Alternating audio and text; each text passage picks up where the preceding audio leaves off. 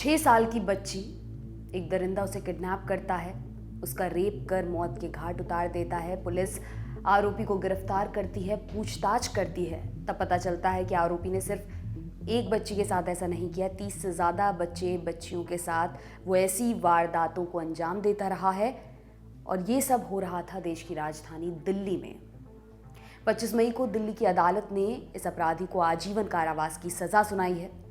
दरिंदगी की सीमाओं को लांघने वाले इस दोषी का नाम रविंदर कुमार है। 14 जुलाई 2015 में दिल्ली के बेगमपुरा इलाके में एक 6 साल की बच्ची गायब हो जाती है।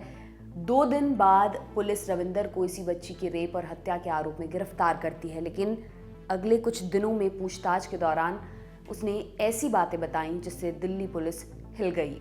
रविंदर ने बताया कि वो 2007 से इस तरह की घटनाओं को अंजाम दे रहा है और 2015 तक उसने करीब 30 बच्चों को इसी तरह रेप कर मौत के घाट उतारा था।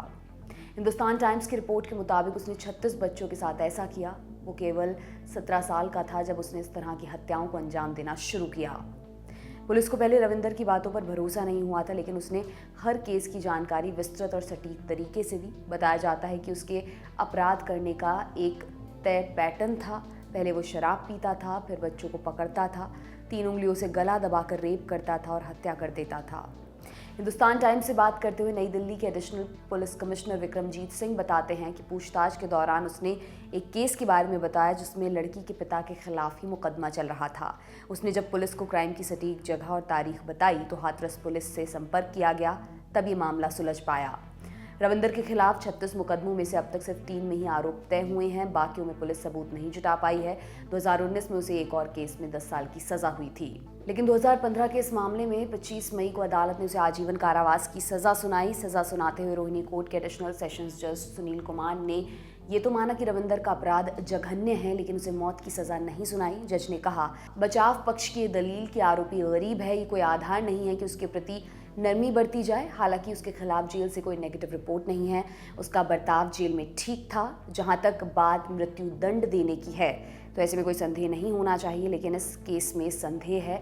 आरोपी का डीएनए पीड़िता के सिर्फ एक कपड़े से मिला है, दूसरी जगहों पर नहीं। साथ ही इस केस में कोई चश्मदीद नहीं है, ऐसे में संदेह बरकरार है। आरोपी किसी यौन शिकारी से कम भी नहीं है, उसे ज़्यादा से ज़्यादा सज़ा मिलनी चाहिए जिससे समाज में एक संदेश जाए। इसके अलावा पीड़ित परिवार को 15 लाख मुआवजा देने का भी आदेश दिया गया है। हालांकि दोषी के पास पैसे नहीं है, इसलिए अदालत ने डीएलएसए को भुगतान करने का आदेश दिया है। आपके लिए ये जानकारी लेकर आए थे हमारे साथी सौरभ। मेरा नाम दिव्यांशी है। देखते रहिए दी लल्लन टॉप। बहुत बहुत शुक्रिया।